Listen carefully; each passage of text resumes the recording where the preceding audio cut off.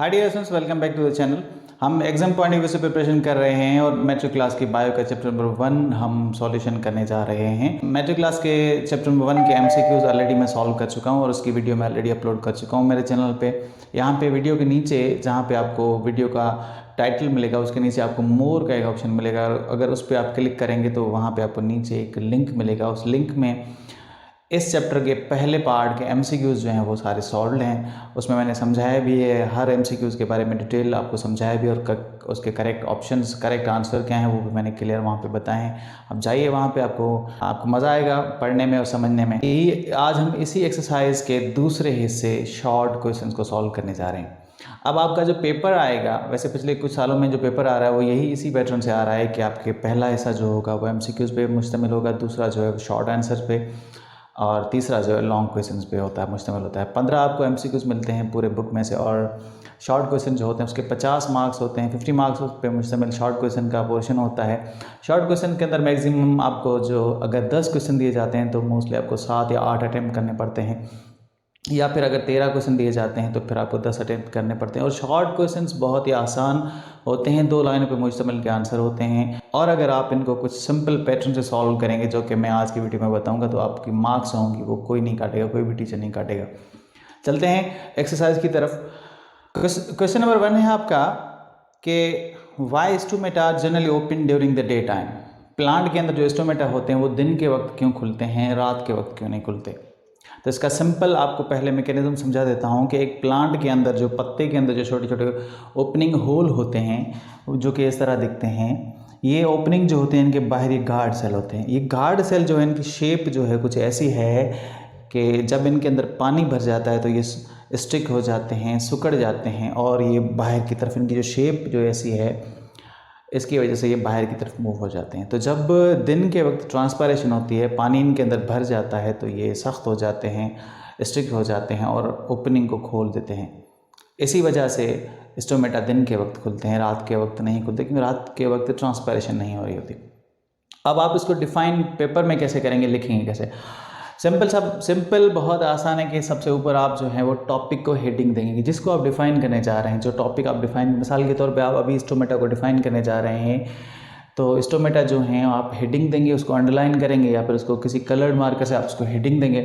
फिर आप लिखेंगे कि stomata surrounded by 2 guard cells, the guard cell become elongated due to turgor pressure in daytime, the guard cell become thicker due to inside pressure, turgor pressure। तो turgor pressure को भी आप underline करेंगे ताकि कॉपी चेक करने वाले को simple सी बात नज़र आए कि टर्गर प्रेशर को भी बच्चे ने डिफ़ाइन किया है, गार्ड सेल को भी डिफ़ाइन किया है, स्टोमेटा ऊपर लिखा हुआ है। तो वो पूरी लाइन पढ़ने के बजाय अगर इन 3 वर्ड को हेडिंग में दिखेगा तो फ़ौरन आपको मार्क्स दे देगा। अगले क्वेश्चन की तरफ बढ़ते हैं, जो कि है which part of the plant intake carbon dioxide and give out oxygen, take in oxygen and give out carbon dioxide during daytime। कौन सा पौधे का हिस्सा है जो ऑक्सीजन भी इनहेल करता है, इनटेक करता है, और कार्बन डाइऑक्साइड आउट करता है। कार्बन डाइऑक्साइड भी उसके अंदर दाखिल होती है फोटोसिंथेसिस के दौरान, ऑक्सीजन भी आउट होती है फोटोसिंथेसिस के दौरान। प्लांट के अंदर एक ही ओपनिंग होती है, तो आपने लिखना है कि stomata are the holes through which exchange of gases like oxygen, carbon dioxide during respiration, या फिर carbon dioxide in, oxygen out during photosynthesis. So stomata are the pores, stomata are the holes through which the exchange of gases takes place। Simple सी बात है, एक line में आपने stomata को heading देके ये लाइन आपने लिख देनी है और आपकी कोई भी मार्क्स अगर टीचर होगा तो नहीं काटेगा। चलते हैं नेक्स्ट क्वेश्चन की तरफ। क्वेश्चन नंबर 3 आपका, why do we have to breathe through nostrils rather through oral cavity. Oral cavity के थ्रू, माउथ के थ्रू हम ब्रीथ क्यों नहीं करते, नॉस्ट्रल्स के थ्रू हमें ब्रीथ करने के लिए ज़्यादातर कहा जाता है, क्यों कहा जाता है? सिंपल सा इसका आंसर है कि नॉस्ट्रल्स के अंदर सीलिया होते हैं, बाल होते हैं, और इनके अंदर म्यूकोस भी होता है। तो इसका सिंपल आंसर आप लिखेंगे कि nostrils have cilia inside, आप सीलिया को अंडरलाइन कर सकते हैं, and mucus, viscous gel mucus होता है, nostrils cilia filters air and mucus which is sticky does not allow microorganism और डस्ट पार्टिकल्स। तो ये सिंपल सा आंसर है, फिल्ट्रेशन और अलाउ करना माइक्रो ऑर्गेनिज्म को। आप सभी को अंडरलाइन नहीं करेंगे, आप फिल्ट्रेशन को अंडरलाइन करेंगे और म्यूकोस को अंडरलाइन करेंगे, सीलिया को अंडरलाइन करेंगे। 3 वर्ड्स को, सीलिया को अंडरलाइन करें आप, और फिल्ट्रेशन को अंडरलाइन करें, और फिर आप जो है वो म्यूकोस को अंडरलाइन करें। तो क्लियर आपको चीज़ें दिख जाएंगी कॉपी चेक करने वाले को कि आंसर जो है उसमें ये तीनों चीज़ें आ रही हैं, डिस्क्राइब हो रही हैं, तीनों चीज़ें डिफाइंड हैं, आसानी से उसको समझ आ जाएगा और आपके मार्क्स नहीं काटेगा। चलते हैं क्वेश्चन नंबर 4 पे। क्वेश्चन नंबर 4 हो चुका है, सॉरी क्वेश्चन नंबर, चलते हैं क्वेश्चन नंबर 5 पे। क्वेश्चन नंबर 5 है आपका कि why do we breathe heavily after exercise और after long work, after hard work.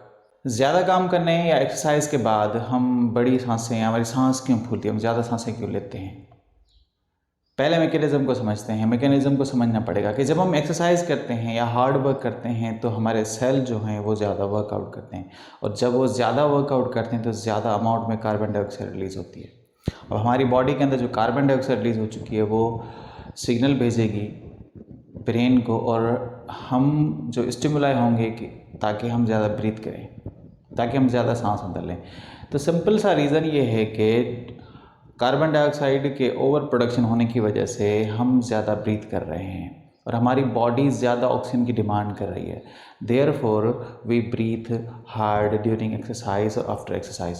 तो आप सिंपल जवाब क्या लिखेंगे, आप यहाँ पे जवाब लिखेंगे कि after exercise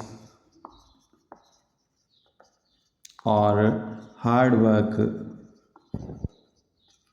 our body demands more oxygen. ज़्यादा ऑक्सीजन की बॉडी के अंदर डिमांड है, बॉडी के अंदर ऑक्सीजन की डिमांड बढ़ गई है, जिस वजह से हम हैविली ब्रीथ करते हैं। बहुत सिंपल है, आप इसमें डिमांड ऑफ ऑक्सीजन या डिमांड मोर ऑक्सीजन को अंडरलाइन करेंगे या थोड़ा सा शेडो दे देंगे ताकि देखने वाले को ये क्लियर नज़र आए कि बॉडी के अंदर ऑक्सीजन की डिमांड बढ़ी है, जिसकी वजह से हम हार्ड या एक्स्ट्रा ब्रीथ करते हैं, तेज सांसें लेते हैं। चलते हैं क्वेश्चन नंबर 6 की जानिब। What is debit oxygen, concept समझ लें। डेबिट ऑक्सीजन या डेट ऑक्सीजन, बी साइलेंट है, इसे डेट ऑक्सीजन पढ़ा जाता है। डेट ऑक्सीजन क्या है, होता यह है कि हमारी बॉडी के अंदर जब हम एक्सरसाइज करते हैं और हम ज़्यादा ऑक्सीजन ब्रीथ इन कर रहे हैं, ज़्यादा हवा अंदर ले रहे हैं, लेकिन फिर भी अगर वो हवा इतनी काफ़ी नहीं है, सफिशिएंट नहीं है कि एनर्जी को रिलीज़ कर सके, क्योंकि डिमांड ऑफ द बॉडी ज़्यादा होती है, फिर हमारी बॉडी ऑक्सीजन के बगैर मौजूदगी में ATP रिलीज़ करेगी, यानी फूड को ब्रेक करेगी। यहाँ पे मैं लिख रहा हूँ, फूड जो है ग्लूकोज को ऑक्सीजन की गैर मौजूदगी में तोड़ा जाएगा और लैक्टिक एसिड बनेगा, जिसके रिजल्ट में वे लैक्टिक एसिड जो हमारे जॉइंट के अंदर जमा हो जाता है। अब जब हम नॉर्मल कंडीशन में वापस आते हैं तो इसी लैक्टिक एसिड को तोड़ने के लिए जो ऑक्सीजन यूज़ की जाती है उसे हम डेट ऑक्सीजन कहते हैं। आप लिखेंगे कि ड्यूरिंग एक्सरसाइज और hard work we breathe anaerobically, we break glucose anaerobically, in the result lactic acid is formed. To break that lactic acid the oxygen we consume is called debt oxygen. Lactic acid को आप underline करेंगे, पूरी marks चाहिए ना, मिलेंगी। चलते हैं question number next पे, वो है आपका question number 7। Distinguish between inspiration and expiration. Question number 4 रह गया हमारा बीच में, हाँ, क्वेश्चन नंबर 4 रह गया। चलिए क्वेश्चन नंबर 4 करते हैं, बाद में चलते हैं नेक्स्ट क्वेश्चन की तरफ। क्वेश्चन नंबर 4 है आपका, differentiate between breathing, gases exchange and respiration. Breathing, gases exchange, respiration, 3 चीज़ों के बीच में डिफरेंस है।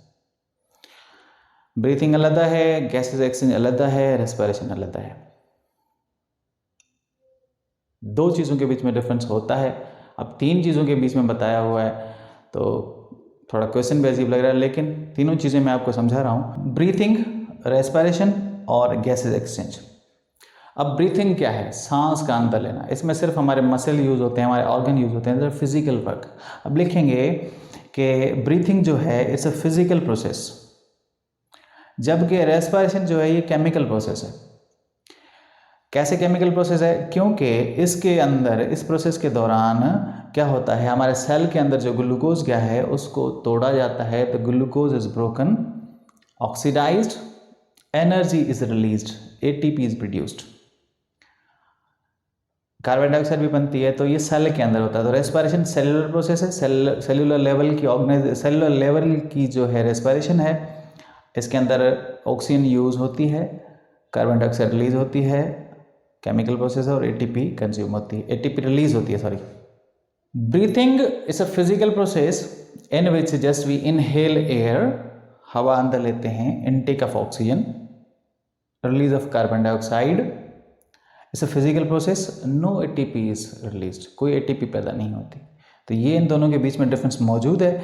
गैसेज एक्सचेंज क्या है? ये गैसेज एक्सचेंज जो है हमारे अल्वुलाई के अंदर होता है। पिछले एमसीक्यूज में मैंने डिटेल में आपको समझाया था। Gases exchange takes place in the lungs और the site of gases exchange is अल्वुलाई।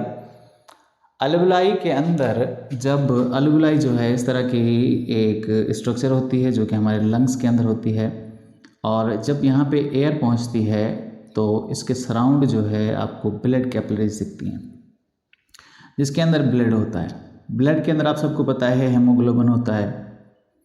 अब हेमोग्लोबिन जो है वो क्या करेगा, यहाँ से ऑक्सीजन को अट्रैक्ट करेगा, ले लेगा अपनी तरफ। ऑक्सीजन जो है इधर आ गई, कार्बन डाइऑक्साइड जो ब्लड के अंदर मौजूद है वो वापस अल्लाई के अंदर, फिर यहाँ से होती हुई हम बाहर निकालते हैं। तो gases exchange occurs inside the lungs and alveoli, और oxygen is given to the blood, carbon dioxide is taken from the blood. और ये कैसे होता है? डिफ्यूजन के मैकेनिज्म के थ्रू होता है। ऑक्सीजन की कंसंट्रेशन यहाँ पे ज़्यादा है और यहाँ पे ऑक्सीजन की कंसंट्रेशन कम है, तो from higher concentration oxygen move towards a less concentrated area. So this is the difference between breathing, respiration और exhaling gases. Note this point कि जिस पॉइंट को आपने यहाँ पे डिस्क्राइब कर रहे हैं, यहाँ पे जिस पॉइंट को आप मेंशन कर रहे हैं या समझा रहे हैं या लिख रहे हैं, वही सामने पॉइंट लिखेंगे। ठीक है? ATP, no ATP is release, ATP is produced. It's a physical process, it's a chemical process. इसमें कार्बन डाइऑक्साइड एक्सेल होती है, इसमें भी रिलीज होती है। इसमें ऑक्सीजन जो है सिर्फ अंदर जिस्म के अंदर दाखिल की जाती है, जबकि यहाँ पे कंज्यूम की जाती है। और ये एक्सचेंज ऑफ गैसेज है, जबकि वो सेलुलर लेवल की रेस्पिरेशन है। चलते हैं नेक्स्ट क्वेश्चन की तरफ, जो कि हम पढ़ रहे थे शायद। नेक्स्ट क्वेश्चन जो आपका है वो है distinguish, question number 7, distinguish between inspiration expiration. समझा चुका था मैं, यहाँ पे भी आपको समझ आ गया होगा, समझा चुका हूँ मैं आपको। आप लिखेंगे डिस्टिंग्विश, फ़र्क, एक साइड पे आप इंस्पायरेशन लिखेंगे, दूसरी साइड पे आप लिखेंगे एक्सपायरेशन। इंस्पायरेशन का मतलब है inhalation of air, intake of air. इसमें होता क्या, what happens in this process? It's inspiration में आप लिखेंगे it's intake of air, our intercostal muscles contract, our diaphragm contract, 3 point आप लिखेंगे। और एक्सपायरेशन में आप लिखेंगे कि exhalation of air, exhalation of carbon dioxide, intercostal muscles relax, diaphragm relax. 3 point लिखेंगे, काफ़ी है डिफरेंस के लिए, आपको मार्क्स पूरी मिलेंगी। नेक्स्ट क्वेश्चन की तरफ चलते हैं, वो है आपका question number 8, what is lung cancer? Lung cancer mostly जो ज़्यादा स्मोकिंग करते हैं, long time exposed to the polluted air, उनके लंग्स के अंदर इन्फेक्शन हो जाता है, अल्वुलाई के अंदर इन्फेक्शन हो जाता है। लंग्स के अंदर इन्फेक्शन होने की वजह से, यहाँ पे मैंने लिख लिया है पहले ताकि बाद में लिखने का टाइम जो है बच सके वीडियो के हिसाब से, आपके लिए तो चीज़ें अवेलेबल हैं। It is associated with smoking और एयर पॉल्यूशन, ज़्यादा एयर पॉल्यूशन और स्मोकिंग से रिलेटेड है ये। और abnormal cells appear in the lungs, जिसे हम कैंसर सेल कहते हैं। इन the result of this appearance of abnormal cells which cause cough and bleeding, shortness of breath, weight loss. This is abnormality called lung cancer. Next question की तरफ चलते हैं। Next question है आपका, how is asthma characterized. Asthma के characters क्या हैं, asthma के अंदर कौन सी कंडीशन हमें होती है। It is characterised by shortness of breathing, chest pain, fever and wheezing sound. Characteristics क्या हैं, shortness of breath, wheezing sound, chest pain, fever, these are the characteristics of asthma. ये कैरेक्टरिस्टिक्स है, ये वो कंडीशन है जो एस्थमा के दौरान होती हैं। चलते हैं नेक्स्ट क्वेश्चन की तरफ। नेक्स्ट क्वेश्चन नंबर 10 है आपका, name the 5 animals which use their body surface for gases exchange. Skin के थ्रू सांस लेने वाले, ऑक्सीजन जो है, हवा जो है, ऑक्सीजन जो है वो स्किन के थ्रू बॉडी के अंदर दाखिल करें। फ्रॉग जब पानी में होता है तो वो उसकी स्किन मॉइस्ट इसी वजह से होती है कि पानी को सोख करता है और ऑक्सीजन एब्जॉर्ब करता है। Frog example number 1। दूसरा हमारे पास जो फ्रॉग का जो टाइप मिलता है जिसे हम टोड कहते हैं, toad is another example. Earthworm जो कि ज़मीन के अंदर रहता है, उसकी स्किन भी मॉइस्ट होती है, वो भी स्किन के थ्रू ब्रीथ करता है। Earthworm is example number 3। Hydra example number 4, जो कि पानी में ऑर्गेनिज्म, मल्टीसेल ऑर्गेनिज्म में वो रहता है और वो भी स्किन के थ्रू ब्रीथ करता है। मोस्टली वर्म जो सॉइल के अंदर रहते हैं वो सारे, अर्थवर्म जो है वो सारे स्किन के थ्रू ब्रीथ करते हैं। लीच को आप एज एग्जाम्पल ले सकते हैं। इंसेक्ट जो होते हैं, कुछ ऐसे इंसेक्ट जो पानी के अंदर रहते हैं वो भी स्किन के थ्रू ब्रीथ करते हैं। तो ये ज़्यादा एग्जाम्पल हो गए, तो ये कुछ एग्जाम्पल हैं जो कि स्किन के थ्रू ब्रीथ करते हैं। तो मैं उम्मीद है आज के वीडियो में आपको कुछ समझने को मिला होगा, चीज़ें अच्छी लगी होंगी। वीडियो को लाइक करें, चैनल को सब्सक्राइब करें ताकि ऐसी और जो सीरीज़ में आने वाली वीडियोज़ यहाँ तक पहुँची रहें। अगली वीडियो में इंशाल्लाह चैप्टर नंबर 2 के MCQs को सॉल्व करेंगे, फिर चलते चलेंगे till the end of the book. मिलते हैं फिर जल्दी नेक्स्ट